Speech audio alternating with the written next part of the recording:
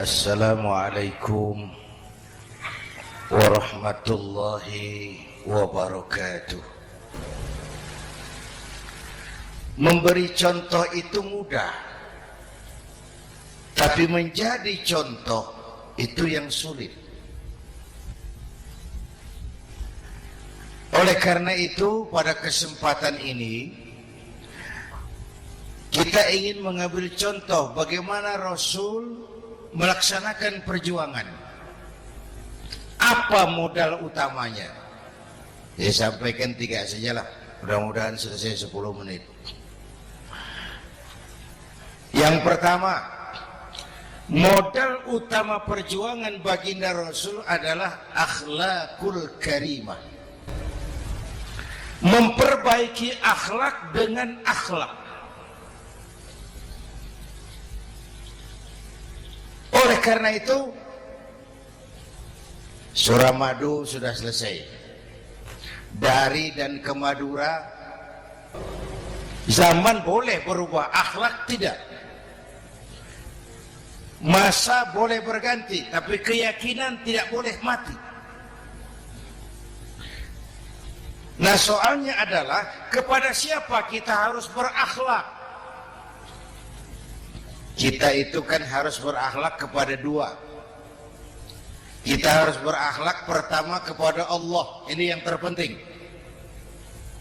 13 tahun Rasul berjuang di Mekah hanya memperbaiki akhlak kepada Allah, menanamkan tauhid, meluruskan akidah, membangun keyakinan. 13 tahun di Mekah itu. Dengan perhitungan, kalau fondasi kuat, bangunan aman. Kalau fondasi melenceng, bangunan bengkok. Kalau fondasi rapuh, bangunan runtuh. Bangunan bagaimana fondasinya? Orang hidup bagaimana imannya? Kekuasaan dan jabatan baru ada manfaatnya kalau dipegang tangan orang beriman. Kalau tidak, yang muncul Fir'aun. Harta baru terasa manfaatnya kalau dipegang tangan orang beriman. Itulah sebabnya bangsa kita ini bukan cuma perlu orang pintar, kita perlu orang benar. Bahkan di masyarakat, lebih baik benar tidak terlalu pintar ketimbang pintar tapi tidak benar.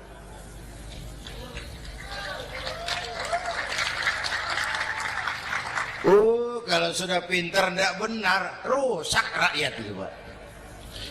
Disuruh ngurus beras, malah nimbun beras. Ya, disuruh ngurus laut, jadi bajak laut. Disuruh ngurus hukum, bikin hukum seperti pisau, tajam ke bawah, tumpul ke atas. Kalau yang kecil salah, hukum cepat-cepat ditegakkan. Yang besar salah, diam pura-pura tidak mengerti. Itu yang melukai rasa keadilan.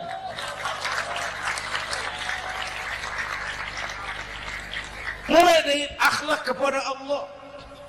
Bagaimana cara berakhlak kepada Allah? Caranya 2. Pertama, jangan menyekutukannya dengan sesuatu pun. Yang kedua, jangan menyembah kecuali hanya kepadanya. Itu akhlak kepada Allah. Konsisten, disiplin. Saya bersaksi tiada Tuhan selain Allah, maka saya tidak akan menyembah kecuali hanya kepada Allah. Saya tidak akan takut kecuali hanya kepada Allah.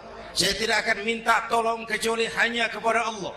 Saya tidak akan melarikan persoalan kecuali hanya kepada Allah. Saya bersaksi Nabi Muhammad utusan Allah, Nabi terakhir. Tidak ada Nabi sesudah Nabi Muhammad. Harga mati, titik. Disiplin. Ada yang mengaku jadi Nabi, wajib tidak percaya. Disiplin. Sekarang ini kan bangsa kita disiplinnya lemah. Korupsi agak sulit diberantas karena pejabat kita takut atasan tapi nggak takut Tuhan.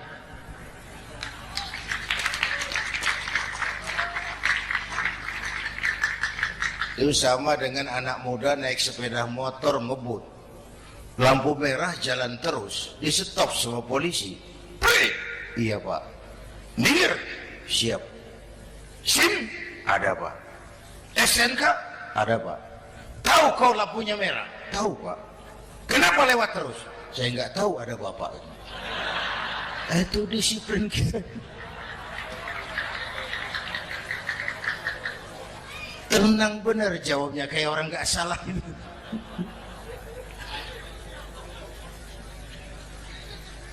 Iman. Apalagi belakangan ini, saya sering bilang gini Pak, ini humor tapi agak tasawuf. Orang yang paling tenang hidupnya itu tukang parkir. Coba lihat tukang parkir, walaupun mobil banyak, mereknya bagus-bagus, nggak pernah sombong. Tenang. Nanti mobil pergi satu demi satu, habis sama sekali, dia nggak sedih. Tenang. Mobil banyak nggak sombong, mobil habis nggak sedih.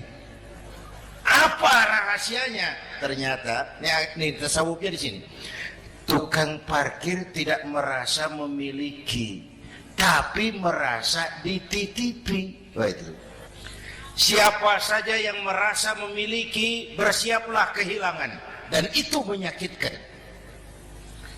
Tapi kalau merasa dititipi, jabatan, harta, anak, istri, semua titipan, hiduplah seperti tukang parkir. Pertama, titipan tidak boleh bikin kita sombong. Dititipi kok sombong, tidak pantas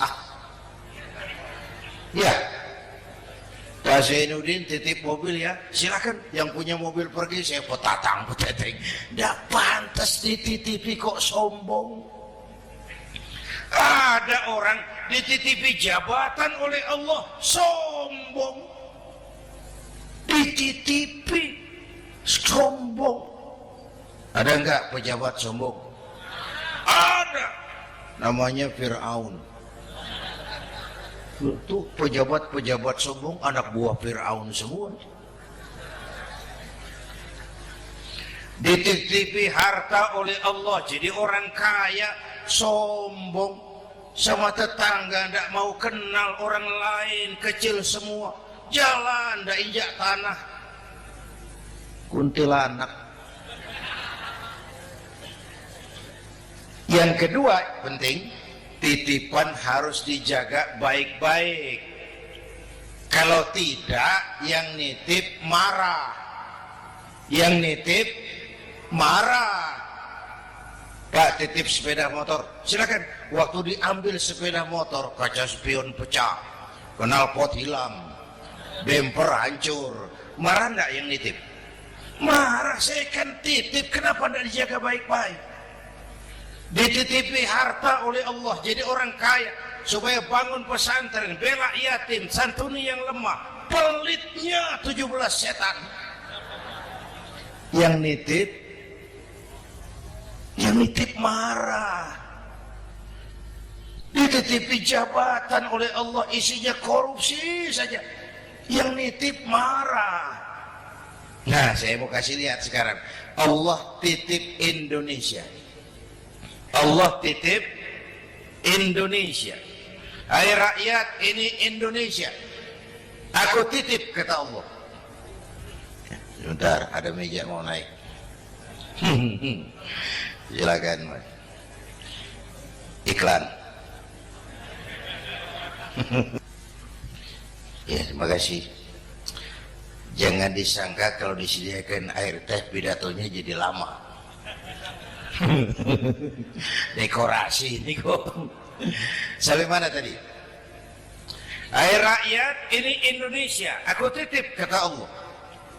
Ini negara besar dan kaya. Titipan ini ditebus dengan keringat, air mata, darah, dan nyawa. Ini bedanya. Malaysia memang merdeka, tapi diberi Inggris. Singapura merdeka, diberi Inggris. Indonesia merdeka, keringat, air mata, darah, dan nyawa. Ini negara aku titip, kata Allah. Ini negara besar dan kaya. Buminya subur. Di atas perut buminya segala tanaman hidup. Di bawah perut buminya ada gas, minyak, batu bara. Lautnya kaya, hutannya kaya. Kekayaan negeri ini harus digunakan bagi sebesar-besar kemakmuran rakyat. Itu amanat konstitusi. Disalahgunakan, dikorupsi, yang nitip marah. Yang nitip marah. Kalau dia marah, dia suruh makhluknya yang lain negur. Siapa? Merapi. Bromo, anak Krakatau, itu Merapi demo, Pak. Kalau kita rakyat demo, anak buahnya Pak Danres turun. Tapi kalau Merapi demo, siapa yang mau ngatasi? Mbak Marijan. Selesai. Sekarang Mbah Marijan sudah kumpul sama Mbah Surip di alam barzah, dia sudah ketemu dia. Kata Mbah Surip, tenang Mbah Marijan, tak gendong, aman sudah. Aman sudah. Saya mau bilang Merapi itu makhluk, Krakatau itu makhluk, Bromo itu makhluk. Tidak mungkin makhluk bergerak dengan sendirinya. Pastilah ada yang menggerakkan. Maka baik-baiklah sama yang bikin angin supaya bertiupnya sesuai keperluan.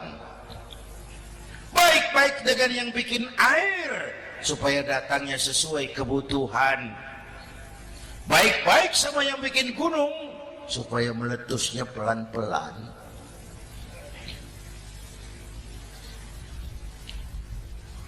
Bapak Ibu hadirin yang saya hormati, menjaga titipan. Jangan menyembah kecuali hanya kepadanya. Jangan menyekutukannya dengan sesuatu pun. Ayo, saya ngobrol kita. Bapak Ibu hadirin yang hadir di sini ini, kita ini semua hamba Allah apa bukan? Hamba Allah. Kata siapa? Kata kita. Kalau kata kita namanya ngaku.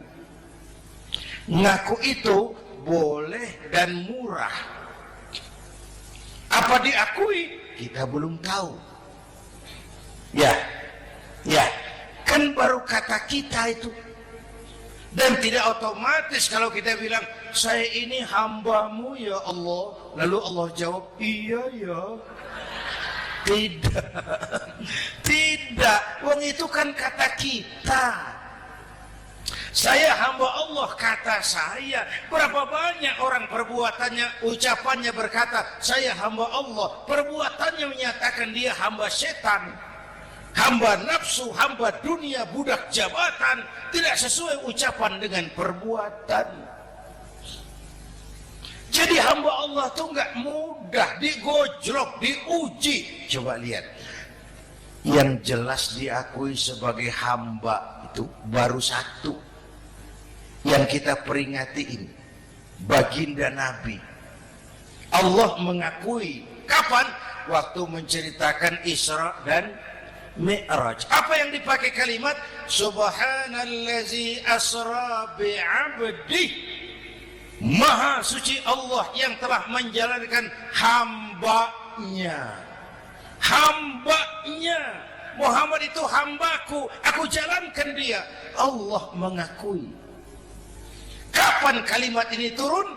Setelah Nabi digojlok, ditempa, digembleng, diuji, difitnah, dicaci maki, dilontari kotoran unta, sahabat-sahabatnya dibantai.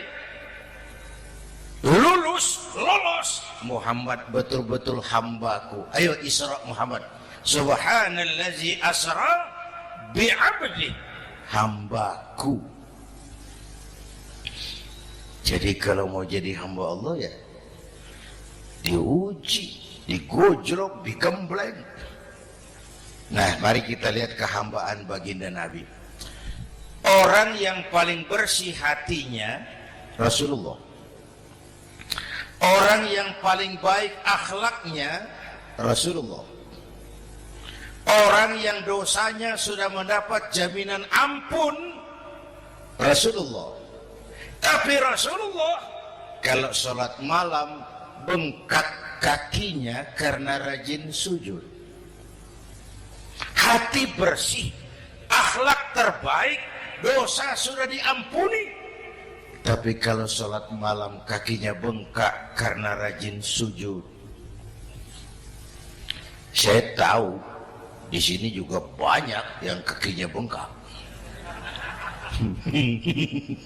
Cuma urusannya apa? Itu urusan masing-masing. Pada tingkat seperti itu Rasulullah, saya perlu Allah, saya perlu Allah, saya perlu Allah.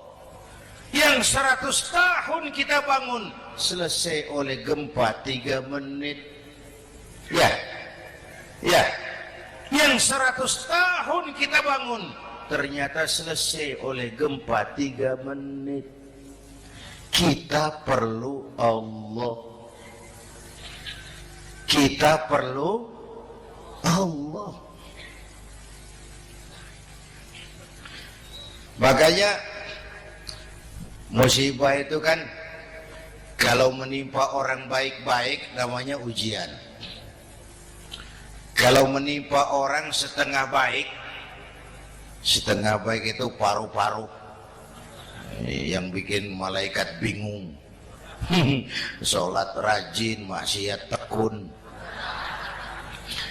baca Quran mau, fitnah orang hobi, ngaji nyolong jalan terus. Untung di sini nggak ada yang begitu. Di Jakarta banyak. Di sini insya Allah sama.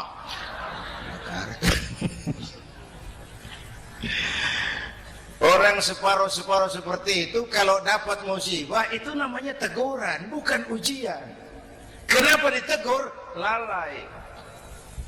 Nah, kalau orang jahat dapat musibah itu namanya persekot. Uang muka tanda jadi. Kontannya nanti di akhirat. Kalau diuji, bukan saja harus sabar, tapi harus lulus. Kalau ditegur, introspeksi, perbaiki yang kurang, kurangi yang memang berlebihan. Bertali-tali, bersambung-sambung musibah ini. Dan musibah kalau datang, tidak pernah memilih. Tidak pernah memilih. Bapak Ibu hadirin yang saya muliakan, jadi mari yang pertama jaga akhlak kita kepada Allah. Jangan menyekutukannya dengan sesuatu pun, jangan menyembah kecuali hanya kepadanya. Sekarang kan musim entertain, orang pandai membangun pencitraan, orang pintar bikin bungkusan. Sekarang ini kiai sama dukun tipis bedanya. Bener Pak. Pemburu hantu pakai sorban, pakai gamis, nanti kiai pakai helm. Atribut sudah kacau sekarang ini. Siapa pakai apa, siapa mau jadi apa, tidak jelas. Sementara masyarakat kita memang agak kutil sesama manusia. Kepada sesama manusia itu siapa? Pertama sesama muslim. Malam ini saya hadir di sini, saya tidak merasa tamu. Saya hanya keluarga di tengah keluarganya. Bahwa saya lahir di Jakarta itu sih kebetulan. Saya nggak pesan. Yang kita tidak pesan, jangan diributkan. Oh kita nggak pesan. Warna kulit seperti ini kita nggak pesan. Dari suku apa lahir kita tidak pesan. Potongan seperti ini kita tidak pesan. Islam membebaskan manusia dari ras diskriminasi. Pada waktu yang bersamaan Islam mengangkat harkat, derajat, martabat kaum wanita. Ini kasihan dari tadi nggak diajak ngomong nih. Pada waktu yang bersamaan, Islam mengangkat harkat derajat martabat kaum wanita. Ibu-ibu mestinya lebih terima kasih sama Rasulullah. Sebelum Rasulullah datang, nasib perempuan menyedihkan, dilecehkan, harganya murah. Sebelum Rasulullah datang, murah. Sebelum Rasulullah datang, murah. Coba lihat wanita sebelum Islam, sedih, dilahirkan hanya untuk melahirkan, alat pemuas nafsu. Kalaupun berperan, peranannya cuma segitiga, dapur sumur kasur, kasur sumur dapur, putar-putar di situ saja. Tidak usah di Arab, dunia, di Jawa, raja-raja Jawa sebelum kenal Islam, seenaknya ngumpuli perempuan kan, selirnya yang 30, 50, sultan-sultan di Turki piara harem ratusan orang perempuan. Kaisar terakhir dinasti Ming Cina bangun istana 1000 kamar, istrinya 1000. Innalillahi wa inna. Itu saya coba pikir, raja kalau istrinya 1000, kapan pakai kolor itu raja?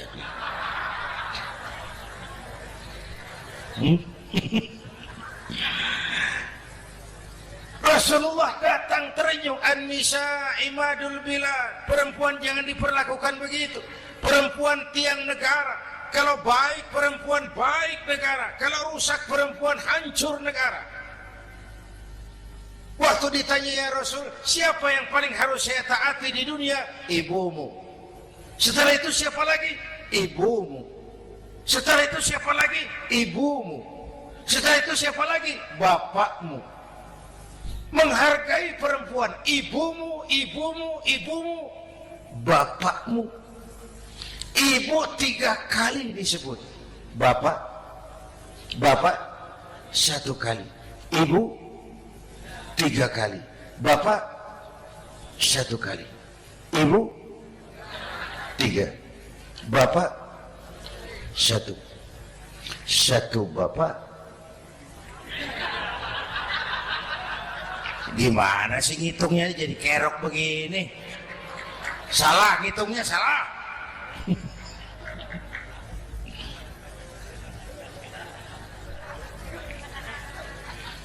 Lalu dicairkan kehidupan kemasyarakatan di masjid.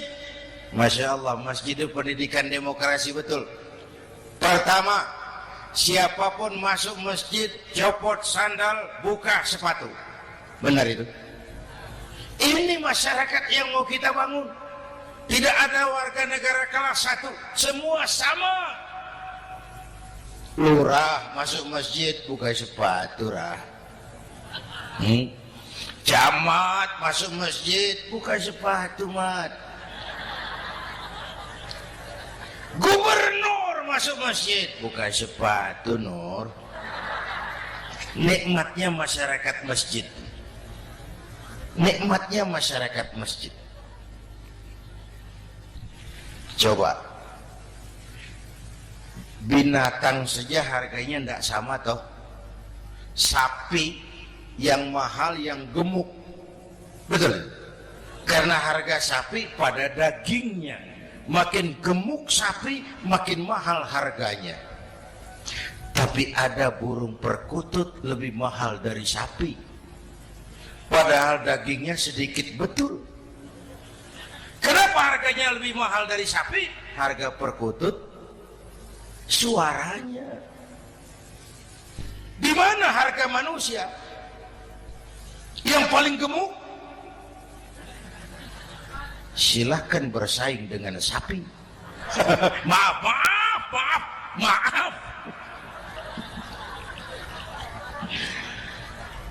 Inna akramakum innallah atqakum. Masyarakat masjid. Sudah copot sandal, buka sepatu? Sudah. Masuk ke dalam sholat berjamaah. Kalau sudah ke dalam sholat berjamaah, tidak pernah kita usil dari mana orang datang. Yang penting kemana dia menghadap. Itu masyarakat masjid. Dari mana kamu? Dari kidul Pak, madhab ngulon.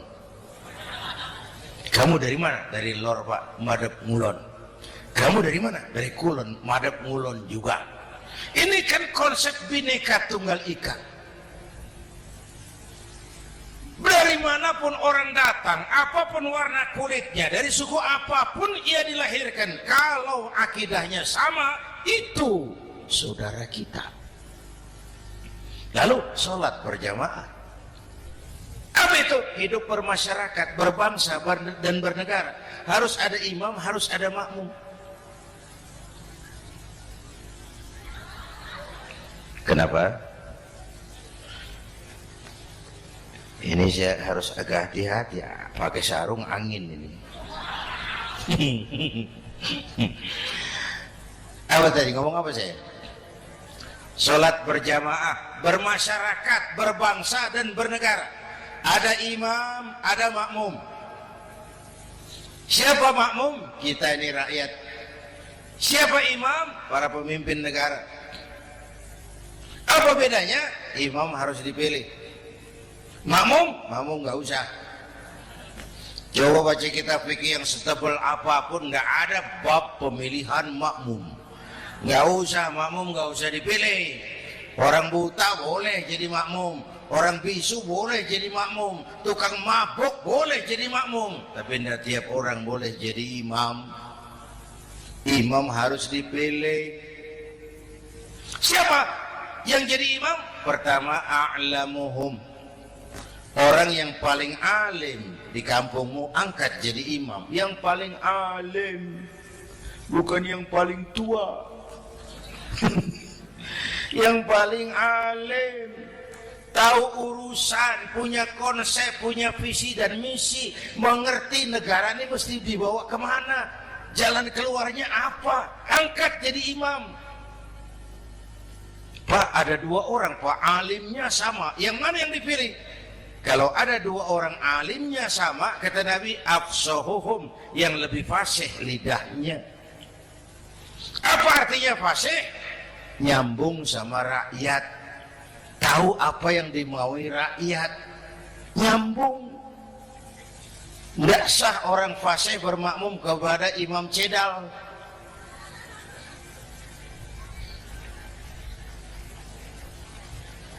Kenapa Bu? Nyambung. Capek kalau punya imam gak nyambung sama makmum. Makanya kalau sudah jadi imam, pesan Nabi apa? Idza amma ahadukumun nasa falyukhaffif. Kalau kamu jadi imam, ringankan sholat kamu, jangan terlalu panjang. Itu makmum tidak sama kekuatannya. Ada yang tua renta, diri saja sudah gemetar. Ada makmum yang punya darah tinggi, kalau sujud lama kepalanya sakit. Ada makmum yang sudah janji habis sholat mau terima uang. Jangan kalau sudah jadi imam di kota, sholat isya berjamaah, rakaat pertama selesai Fatihah, Yasin, bubar makmum itu. Jadi imam jangan terlalu lama. Kayak Husni Mubarak tuh, kelamaan jadi imam, 30 tahun, rakyat capek.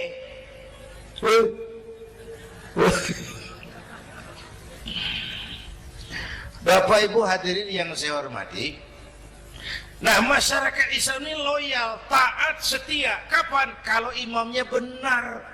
Imam takbir, makmum takbir, imam ruku, makmum ruku, imam i'tidal, makmum i'tidal, imam sujud, makmum sujud. Tapi masyarakat Islam tidak buta. Imam keliru, makmum wajib menegur. Ya, bagaimana negurnya? Mestinya ruku, imam sujud. Wah, keliru ini. Subhanallah, kan gitu. Itu aturan main. Tidak boleh imam keliru, makmum emosi, main pegang, hoi salah, hoi, kacau sholat.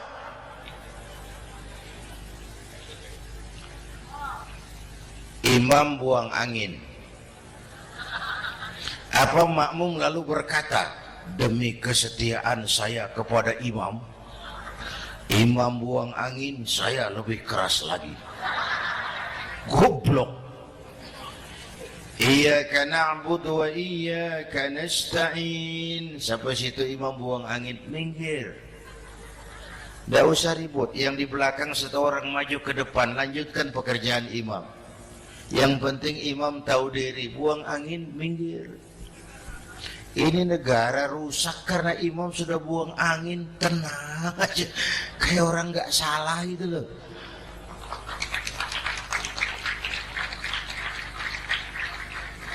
Selesai sholat dikasih tahu imam tadi buang angin ya sedikit. Apa kalau nggak sedikit lalu nggak rusak sholat itu? Nah, dalam berjaga akhlak kepada sesama, ayo kita jaga kesatuan, persatuan, kerukunan, kekompakan. Ini pesantren Raudhatul Muta'allimin Al-Aziziyah, ini aset kita.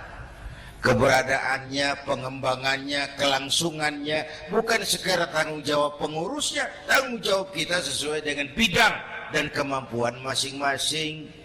Yang punya jabatan bantu dengan wewenangnya, yang punya harta bantu dengan uangnya, yang punya tenaga bantu dengan tenaganya, yang bisa doa bantu dengan doanya, yang tidak bisa apa-apa bantu dengan diam. Diam saja lumayan loh itu membantu. Bapak Ibu hadirin yang saya hormati, saya ingat almarhum Panglima Besar Sudirman pernah bilang, kamu itu kalau mau menang harus kuat, kalau mau kuat harus bersatu, kalau mau bersatu hidupkan semangat silaturahmi. Mau menang harus kuat, mau kuat harus bersatu, mau bersatu hidupkan silaturahmi. Bapak Ibu hadirin, rukun antar umat seagama. Beda pendapat boleh, marah jangan. Kalau di Jakarta kan sekarang lagi musim apa itu wahabi yang bid'ah, sedikit bid'ah itu. Saya sih bilang yang suka tahlil bagus, terusin. Yang nggak suka tahlil nggak apa-apa, tapi jangan mencaci maki yang suka tahlil. Orang yang mabuk masih banyak kok yang tahlil dicaci maki. Kita nih seperti orang kurang kerjaan. Waktu guru saya Hadratul Mukarram Ki Haji Dr. Idham Khalid wafat, saya ajak orang baca Fatihah. Selesai, saya lagi duduk di belakang, seorang pengusaha nemui saya, Kiai, kenapa? Saya coba ingin kepastian. Apa? Orang yang sudah mati dibacakan Fatihah itu, apa pahalanya sampai? Saya bilang gini, Mas, kamu kalau nggak percaya mati aja dulu. Saya bacain Fatihah, tunggu di sono. Kalau nggak nyampe balik lagi nggak apa-apa.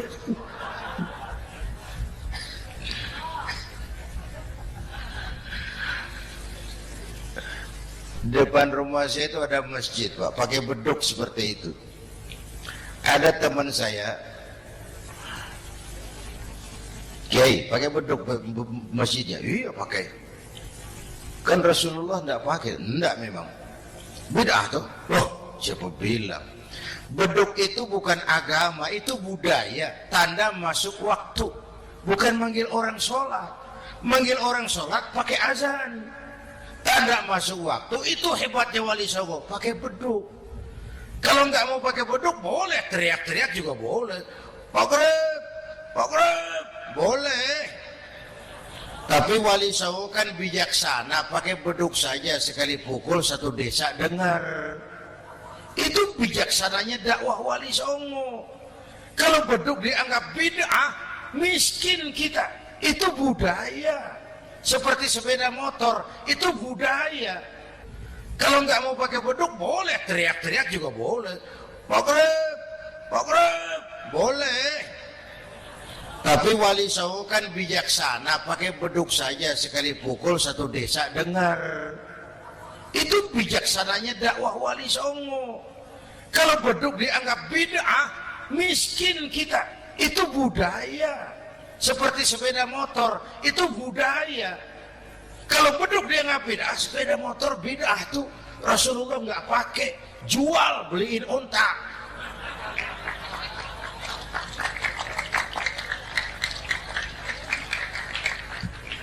Ayo cari persamaan, jangan memperbesar perbedaan. Hormati pendapat orang kalau pendapat kita juga ingin dihormati. Kasus Ahmadiyah meledak lagi di Cikesik, Banten. Lalu pendekar-pendekar HAM menganggap itu tirani, mengganggu kebebasan beragama. Dia lupa bahwa Ahmadiyah masalahnya bukan kebebasan beragama, tapi penodaan terhadap agama. Kalau kebebasan beragama sih umat Islam welcome. Orang mau Hindu, mau Buddha, mau Kristen bebas memilih agamanya masing-masing. Tapi ini kan Ahmadiyah lain, ngakunya Islam tapi ada nabi lagi sesudah Nabi Muhammad, namanya Mirza Ghulam Ahmad, asal dari India. Saudara hadirin yang saya hormati, ini yang prinsip penodaan terhadap agama. Kalau nggak ngaku Islam nggak masalah. Supaya mau aman caranya cuma dua, Ahmadiyah jadi agama sendiri. Karena Malaysia sudah melarang, Brunei sudah, Rabithah Alam Islami menyatakan aliran sesat, Saudi Arabia melarang pengikut Ahmadiyah pergi bikin haji, sudah dianggap non muslim. Cuma memang pemerintah kita nggak tegas. Kalau dari dulu dinyatakan dilarang, nggak akan ada lagi kasus-kasus seperti itu.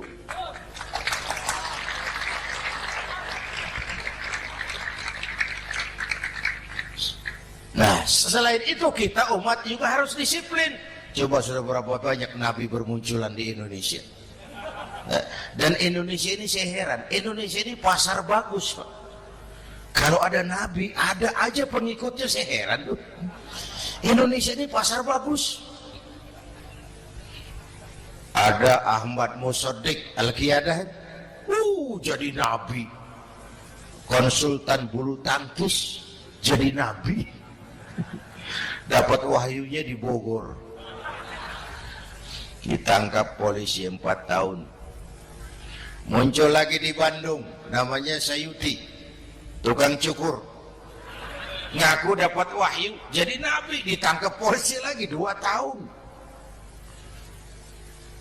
Di Malang Ustadz Roy, ya sebenarnya petinju, dia masuk Islam, mu'alaf, belajar Islam tidak pakai guru. Diutak-atik ayat Quran, sholat kita harus mengerti artinya, maka sholat boleh pakai bahasa masing-masing. Ramai masjid. 2 tahun penjara. Di Jakarta muncul lagi Lia Edan, ngaku Jibril, ditangkap juga oleh polisi. Kita salut sama polisi kita lah, bukan cuma teroris, Jibril ditangkap. Pak Kapolres,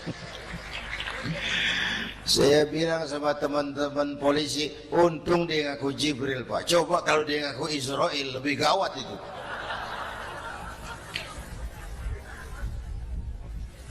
Yang parah, antara Cirebon Losari, dia perbatasan Jawa Tengah Jawa Barat, pernah muncul agama baru namanya agama Jasun, agama Jawa Sunda, agama Jasun Jawa Sunda.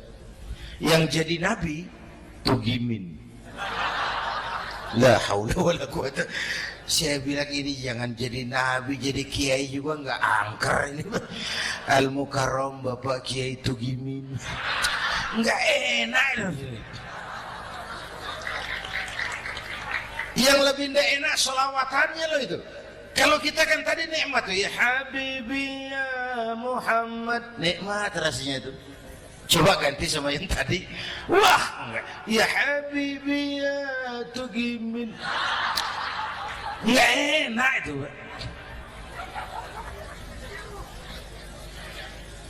Jadi umat Islam itu sangat menghormati orang lain agama. Soal agama orang lain, lakum dinukum, awas hati-hati kalimatnya. Kita menghormati orang lain agama. soal agama orang lain, lakum dinukum. Kita memang yakin cuma Islam agama yang benar, tapi bukan berarti kita boleh menghina agama orang lain. Kenapa? Kalau agama kita yang dihina, kita kan sakit hati. Orang lain sama dong. Itu sebabnya Allah berpesan, jangan kau caci maki Tuhan mereka, karena mereka akan balas mencaci maki Tuhanmu. Dan itu artinya mencaci maki aku, kata Allah. Jelas ini? Jelas? Justru karena umat Islam mayoritas di Indonesia, maka kerukunan antar umat beragama terjaga dengan baik. Kalau umat Islam mau main kasar, mau main kayu, mau main keras, umat Islam ini 85%. Yang lain pasti selesai. Saya jamin selesai. Tapi kan tidak. Kita sadar betul ini negara Pancasila. Kita sadar betul bahwa kita harus menghargai orang lain agama, menjaga kerukunan, rukun antar umat beragama. Yang ketiga, rukun antar umat beragama dengan pemerintah. Dulu kiai saya bilang, sultanun zulum khairum min fitnatin tadum. Pemerintah yang jelek pun sebenarnya masih lebih lumayan ketimbang tidak ada pemerintahan. Kalau itu ukurannya. Coba umpama nanti Pak SBY sudah terlalu pusing, lalu pengumuman jam 000, seluruh rakyat Republik Indonesia saya umumkan mulai malam ini tepat jam 000 pemerintah bubar. Ayo bayangkan seperti apa kita tanpa pemerintah. Hukum rimba, yang kuat menekan yang lemah, yang kaya merampok yang miskin. Rumah saudara dirampok, lapor ke polisi, kata Kapolres, maaf polisi baru bubar. Hak asasi diinjak-injak, lapor ke pengadilan, pengadilan bubar. Masih ada pemerintah saja yang kuat suka menekan yang lemah, apalagi kalau tidak ada pemerintah. Karena itu ulama dan umara dua pilar utama. Kalau kuat keduanya, kuatlah masyarakat. Kalau rapuh keduanya, maka rapuhlah juga masyarakat. Bapak Ibu hadirin yang saya hormati, ini yang kedua, kita harus berakhlak kepada sesama. Yang ketiga, kepada siapa kita harus berakhlak? Kenapa? Iya, saya cuma lihat jam. Yang ketiga, kepada siapa kita harus berakhlak? Kita ini harus berakhlak kepada makhluk Allah yang lain di luar manusia. Kepada air kita harus berakhlak loh Pak. Saya dulu remaja ngaji fikih, kiai ngajar makruh buang air kecil di tanah yang berlubang. Saya protes, kenapa makruh kiai? Pertama, untuk kesehatan. Siapa tahu di lubang yang kau kencingi ada gas beracun. Kalau tidak kiai, kalau tidak maka artinya kau harus melindungi binatang yang ada di dalam lubang. Siapa tahu di lubang yang kamu kencingi ada semut sedang rapat membahas masalah Mesir. Apa dosanya lalu mati dikencingi? Ini namanya rahmatan li semut. Bapak Ibu hadirin yang saya hormati, ada hadis sederhana, fa iza zabahtum fa ahsinu zibhata. Kalau kamu menyembelih hewan, sembelihlah dengan cara yang terbaik. Jangan nyembelih ayam pakai pisau tumpul, itu namanya tidak berperi kebinatangan. Kepada ayam kita berakhlak, kepada pohon kita berakhlak, kepada air kita berakhlak. Kenapa sekarang alam tidak seramah dulu? Karena kita juga tidak ramah kepada alam. Kenapa sering terjadi banjir? Karena tempat air kita kurangi. Dia bingung mau kemana. Air nggak punya tempat, akhirnya masuk ke rumah kita juga. masuk dalam zoharul fasadu bil barri wal bahri bima kasabat aydin nas, karena kita tidak berakhlak kepada lingkungan. Bapak Ibu hadirin yang saya hormati, jadi itu yang pertama, modal utama perjuangannya akhlakul karimah. Mau sukses, utamakan akhlak. Industrialisasi boleh terjadi di Madura, jalan berhotmik licin, oke, listrik masuk desa, alhamdulillah, tapi akhlak jangan berubah, akidah jangan goyah.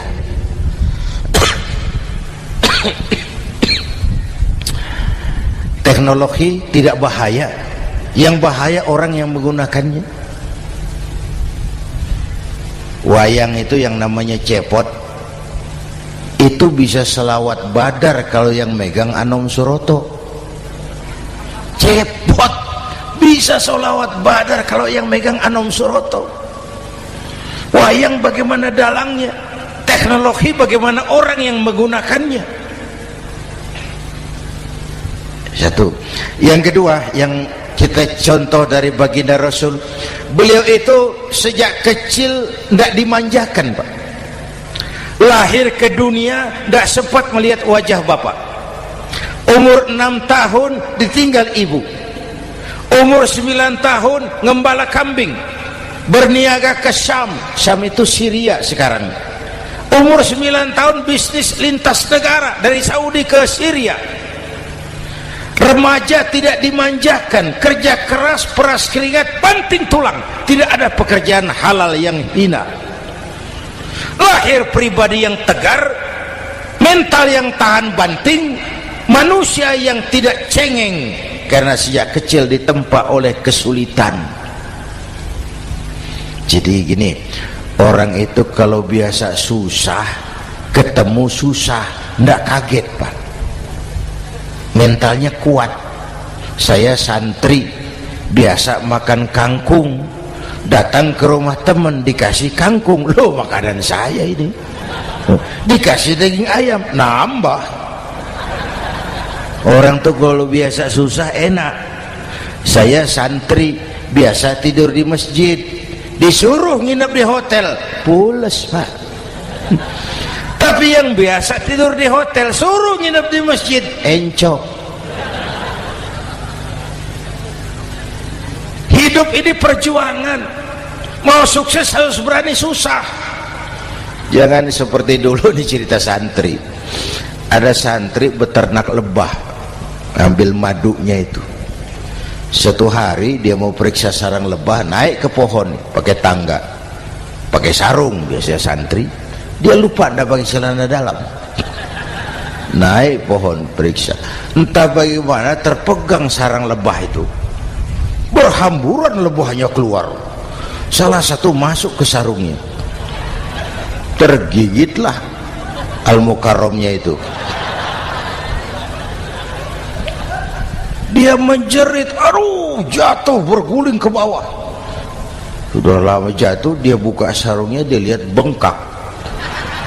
Karena bengkak kan jadi besar, senang juga dia.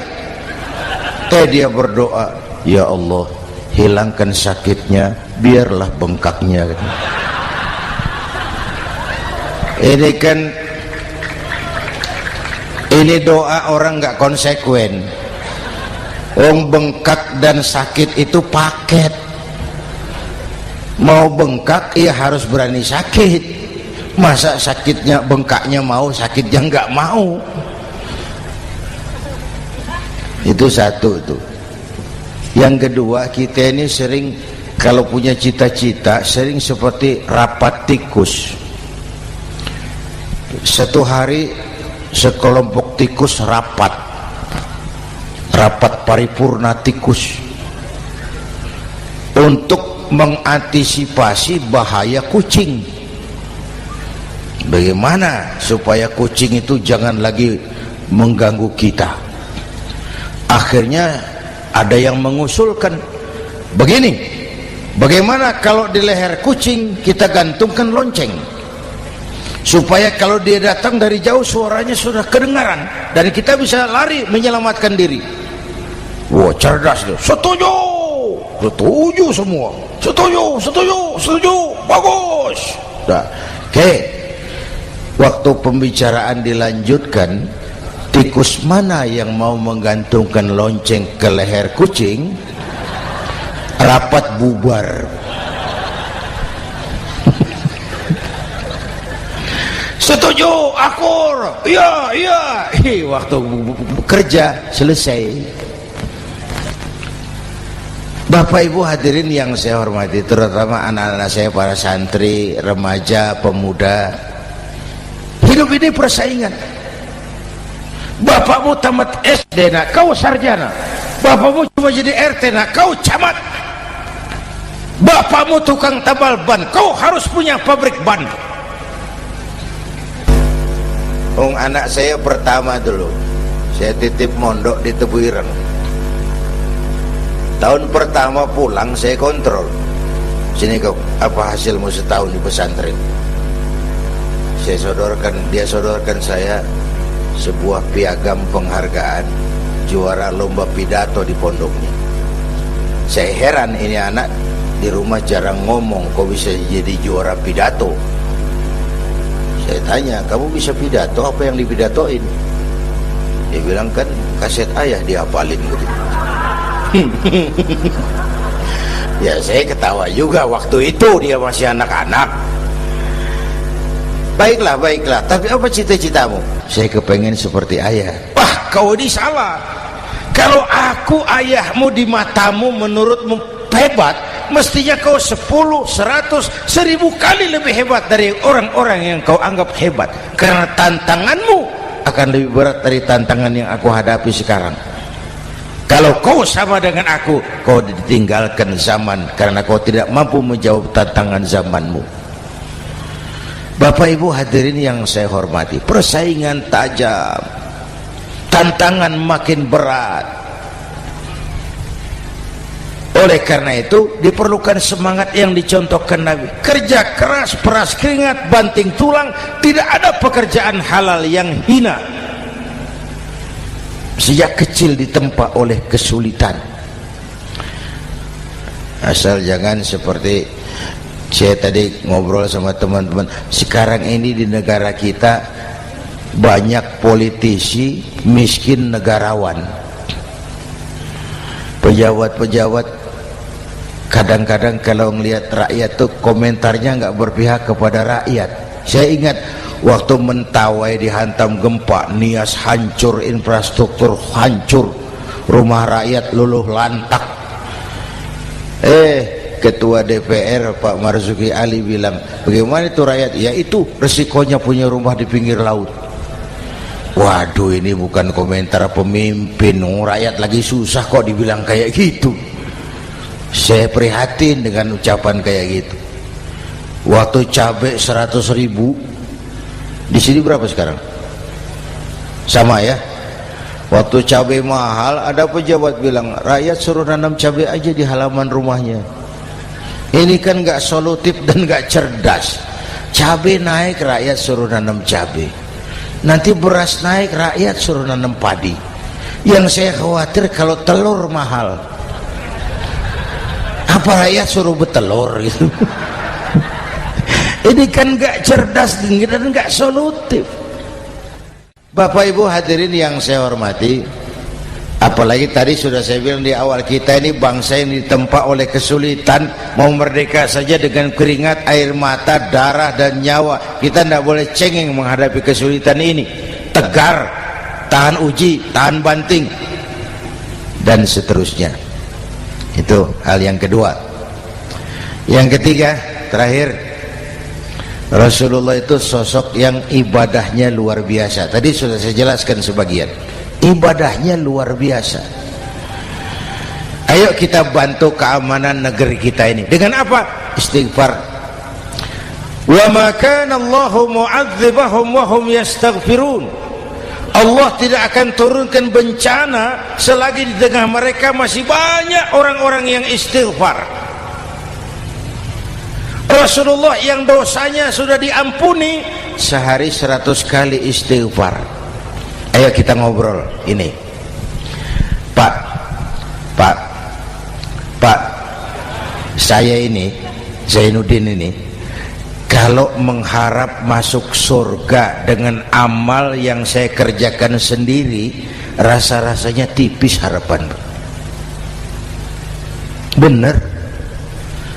Sholat saya berapa banyak saya tahu, sedekah saya berapa duit saya tahu, dosa saya berapa banyak saya tahu.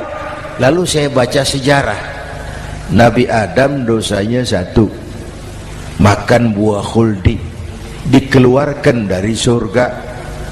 Nabi Adam dosanya 1, dikeluarin. Kita dosanya banyak, kepengen masuk. Ini enggak nyambung ini.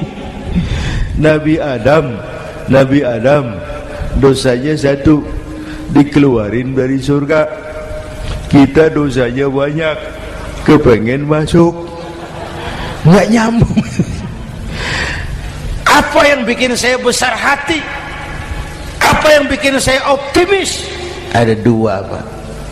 Pertama yang disebut rahmat Allah, yang kedua disebut syafaat Rasulullah. 2 itu, Pak. Oh, kalau kita ini insya Allah nanti sampai ke surga, amin, amin. Kalau kita ini sampai ke surga, Pak, saya jamin itu bukan karena amal kita, itu karena rahmatnya Allah. Hendaklah seberapa banyak sih amalan kita mau menggapai surga? Kalau bukan karena rahmatnya Allah, sulit sampai ke sana. Hei manusia, dosamu besar, tapi lihat rahmatku lebih besar. Hei manusia, salahmu banyak, tapi ampunanku lebih banyak. Kau nangis di hadapanku, aku senyum melihatmu. Kau berjalan menujuku, aku berlari menyambutmu. Istighfarnya sehari 100. Lalu ada hadis qudsi, inni la ahammu bi'adzabi ibadi. Kadang-kadang aku pengen turunkan azab bencana kepada manusia, tapi ketika aku melihat 3 perkara, murkaku surut, bencana aku tarik kembali. Coba perhatikan hadis qudsi ini. Allah mau marah hendak jadi, bencana ditarik, musibah diangkat. Kenapa?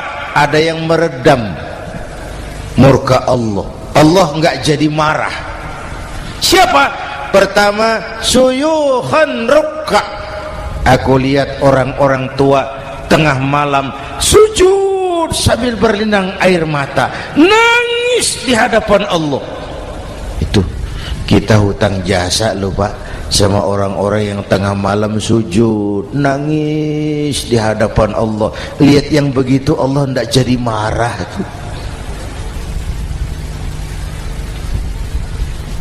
Saya tahu bapak-bapak, ibu-ibu kan suaminya sering bangun tengah malam ya, Bu. Kencing. Bikin bingung malaikat. Sudah mau ditulis tahajud, kencing doang.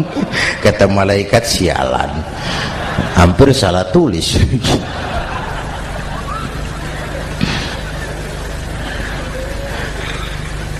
Aku lihat orang tua tengah malam sujud sambil berlinang air mata.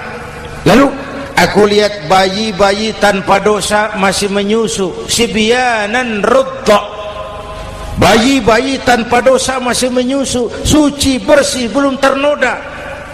Wabahaiman rutta. Dan aku lihat binatang ternak melata mencari makan, kambing mudah cari rumput.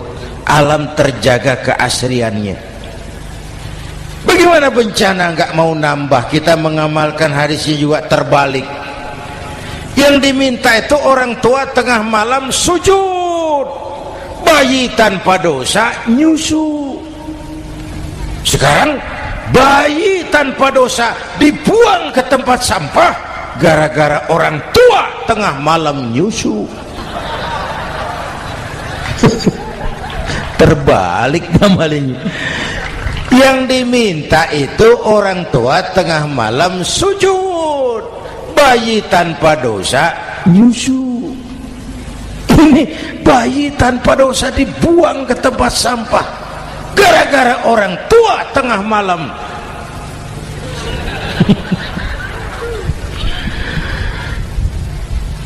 Bapak Ibu hadirin yang saya hormati, rahmat Allah kita perlu. Yang kedua, syafaat Rasulullah. Mari saya cerita syafaat sedikit. Ini sudah jam 00:05 ya. Ini kalau hitungan Indonesia ini sudah ganti hari, Pak. Jadi inilah ceramah terpanjang di dunia. Bayangkan saya pidato dari hari Selasa sampai hari Rabu.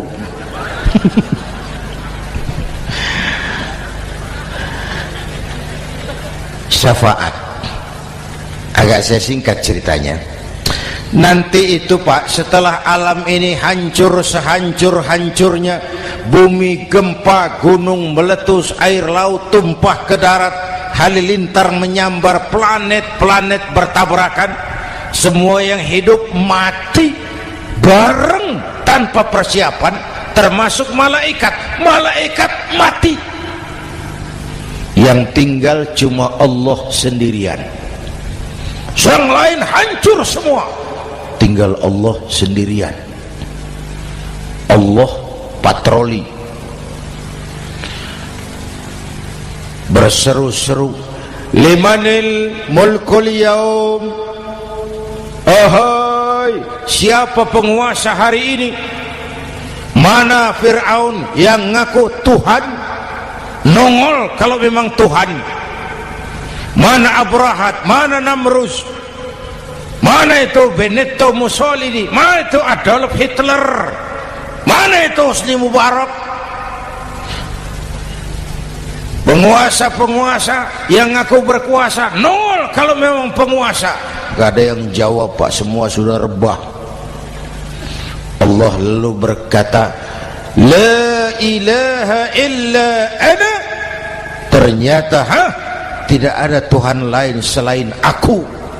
Allah sombong waktu itu. Kalau Allah sombong itu pantas. Hadis qudsi mengajarkan al-kibriya'u libasi. Sombong itu pakaianku, kata Allah. Cuma aku yang pantas pakai. Kamu manusia nggak pantas pakai pakaianku, kebesaran. Pakaian Allah mau dipakai. Sombong itu pakaian Allah, cuma Allah yang pantas pakai. Nanti itu yang pertama dihidupkan bukan kita, malaikat dihidupkan lebih dulu. Tiupan pertama, malaikat hidup semua. Diatur panitia akhirat. Yang nyambut tamu siapa, yang pimpin marawis siapa. Malik siap, sediakan neraka. Aku mau bakar itu bajingan tengik yang waktu di dunia nggak mau sujud, jauh dari ulama, tinggal di masyarakat jadi biang kerok, sama yatim kejam. Sediakan neraka. Baik Ridwan, iya, sediakan surga. Aku mau balas hamba-hambaku yang waktu di dunia rajin sujud, dekat dan cinta kepada ulama, santun kepada yatim, suka menolong orang yang memerlukan pertolongan. Baik Jibril, Mikail, iya, ke surga. Untuk apa ya Rob? Ambil kendaraan bernama Buraq, turun ke alam, cari di mana kubur kekasihku Muhammad, bangunkan dari kuburnya, bawa ke surga. Turun Jibril dan Mikail, cari kubur Nabi. Wong alam sudah hancur-hancuran, jangan cari kuburan, cari bangkalan aja nggak ketemu. Bingung dua-dua. Jibril sebelah mana kubur Nabi? Nggak tahu Mikail. Lalu dua-duanya sujud mohon pertolongan Allah. Dengan izin Allah terbuka kubur Nabi. Allahumma sholli alaihi wa ala alihi. Bangun dari tidur seperti orang bangun dari kubur seperti orang bangun tidur. Nabi mengusap mata, menoleh ke kanan Jibril, menoleh ke kiri Mikail. Lalu tanya, ayu yaumin hadza ya Jibril, Ini hari apa Jibril? Ini hari apa? Hadza ma wa'ada ar-Rahman. Ini hari yang dijanjikan Allah Muhammad. Ini kiamat. Kiamat Jibril? Kiamat. Jibril, kalau memang ini hari kiamat, aina ummati? Umat saya mana Jibril? Umat saya mana? Allah Karim. Belum pernah saya lihat di dunia ada satu pemimpin yang begini besar cintanya kepada umatnya seperti baginda Rasul. Dari dunia sampai akhirat beliau cinta kita. Dari dunia sampai akhirat beliau bela kita. Bangun dari kubur, tahu hari sudah kiamat, yang pertama ditanya, aina ummati? Umat saya mana Jibril? Kita yang ditanya. Kalau saya yang pertama dibangkitkan dari kubur, lain pertanyaannya. Ini hari apa Jibril? Kiamat Zainuddin. Oh, bini saya mana Jibril? Nabi enggak tanya Khadijah wala Fatimah wala Aisyah, aina ummati? Umat saya mana Jibril? Umatmu? Iya, kau manusia pertama yang dibangunkan dari kubur. Yang lain masih dikubur. Oh, lalu kita ke surga Muhammad. Perintah Allah, perintah Allah. Sampai di surga seperti orang tidak betah Nabi itu, resah, gelisah, mondar mandir, mukanya murung. Yang punya surga kan negur, Muhammad, labbaik ya Rabb. Tidak enak di surga ya? Enak. Kok kamu seperti orang nggak kerasan gitu loh, resah, gelisah? Kenapa? Saya teringat umat saya ya Allah. Umat saya bagaimana nasibnya? Iya, saya sudah enak di DPR. Salah. Saya sudah enak di surga, gaji cukup, kursi empuk, dapat mobil dinas. Nggak. Umat saya yang waktu kampanye kepanasan itu gimana nasibnya tuh?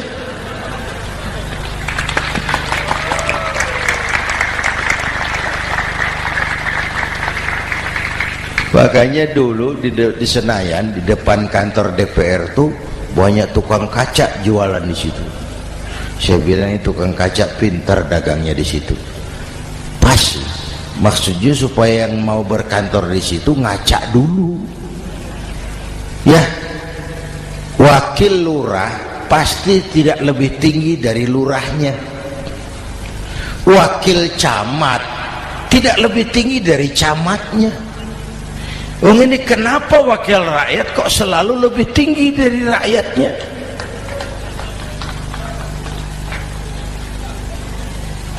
Kan yang memberikan mandat kita rakyat. Kemerdekaan bertujuan mengantarkan rakyat ke gerbang kesejahteraan, lalu rakyat mempercayai tugas itu kepada pemerintah dan wakilnya di DPR. Saya percayakan kamu mengantarkan rakyat ke gerbang kesejahteraan. Itu amanat Undang-Undang Dasar. Biasanya yang diantarkan sampainya lebih dulu biasanya. Yang diantar sampai lebih dulu, yang mengantar nyusul, namanya ngantar belakangan. Ini lebih cepat wakil rakyatnya makmur daripada rakyatnya. Yang mau ngantar makmurnya lebih dulu dari yang mau diantar. Yang diantar kelelerahan di jalanan, yang mengantar udah sampai. Jadi bagaimana Muhammad? Saya minta izin mau keluar, tengok saya punya umat. Oke, saya potong ceritanya. Saat manusia dibangkitkan dari kuburnya masing-masing, Masya Allah, Masya Allah. Saya nggak sanggup bayangkan jumlah manusia yang hidup di muka bumi sekarang kan 6 miliar. Cina berdua, India 2,5 miliar. Cina 1,5 miliar, India 1 miliar rakyatnya. Berdua sudah 2,5 miliar. itu kalau kencing bareng banjir besar. Bayangkan manusia dari awal sampai akhir berapa puluh miliar kumpul di padang mahsyar. Subhanallah. Sibuk, panik, bingung mau disidang di hadapan Allah. Sebagian kumpul di pojokan berunding, kita mau disidangi. Terus ayolah kita cari bantuan. Kemana? Adnan Buyung. Begini, kita ini kan anak cucu Nabi Adam, pantas dong kita minta tolong sama beliau. Yuk, setuju. Berangkat cari Nabi Adam. Ya Adam, anta abal bashar. Adam, tuan datuknya manusia, kami cucu kamu, anak turunan kamu mau disidang, tolong kami Adam, tolong. Kata Nabi Adam, Quraisy mas, rombongan Jawa aku naik mumet lagi sama Nabi Nuh saja. Nuh bilang tidak bisa, saya juga punya masalah, pernah minta obat ditenggelamkan. Ibrahim barangkali. Semua Nabi hand up, angkat tangan. Dikala itu yauma la yanfa'u malun wala banun, di mana harta tidak ada lagi artinya, anak-anak tak jadi beban, tiap orang sibuk dengan urusannya sendiri-sendiri. Saat itu ada satu pemimpin, Allahumma salli alaihi wa ala alihi, diizinkan Allah. Dikala semua nabi yang lain angkat tangan hand up, beliau malah ummati ana laha, ta'ali ummati, ta'ali ummati, umatku sini, umatku sini. Beliau memanggil-manggil umatnya. Yang bagaimana yang dipanggil? Ada hadis, inna ummati yatuna yaumal qiyamah ghurran muhajjalin min atharil wudu. Umatku besok di akhirat datang menghadap Allah dengan muka bersinar-sinar karena sering wudu. Sering wudu kan sering sujud. Masa cuma wudu tapi enggak sujud? Itu nanti tidak usah mengaku Rasul yang panggil, sini umatku. Tapi kalau muka enggak pernah wudu, enggak pernah sujud, merangkak di depan Nabi, saya umatmu ya Rasul. Kata Nabi, umat saya enggak ada yang kumbal gini. Dikala itu beliau berkenan memberikan syafaat. Syafaat itu saudara-saudara, saya pakai sarung, sobek sedikit. Syafaat itu nambeli, itu loh. Salat saya kurang sedikit, sedekah saya campur riak sedikit, puasa saya tidak ikhlas sedikit, ditutup dengan syafaat. Saya mau dagang, perlu modal 20 juta, saya punya uang 15 juta, yang 5 juta syafaat. Jadi harus ada modal. Kalau sholat tidak pernah, sedekah tidak pernah, lalu syafaatnya dari mana? Yang dapat tambelan itu yang punya sarung bolong, punya sarung sobek, ditambal dengan syafaat. Lah kalau tidak ada sarung, apa yang mau ditambal? Ya, nah, mudah-mudahan kita semua mendapat rahmat Allah dan mendapat syafaatnya Rasulullah Sallallahu Alaihi Wasallam. Bapak Ibu hadirin, sudah 7:30 lewat 4 jam. Saya pun kangen, tapi hari sudah larut. Insya Allah lain kesempatan kita jumpa lagi. Terima kasih kepada Al-Mukarramun, para ulama, para habaib, pengasuh pesantren Raudhatul Muta'allimin Al-Aziziyah, dan semua yang hadir. Mudah-mudahan yang saya sampaikan ada manfaatnya. Usikum wa iyaya bitaqwallah. Aqulu qawli hadza fa astaghfirullahal azim li wa lakum. Wassalamu alaikum warahmatullahi wabarakatuh.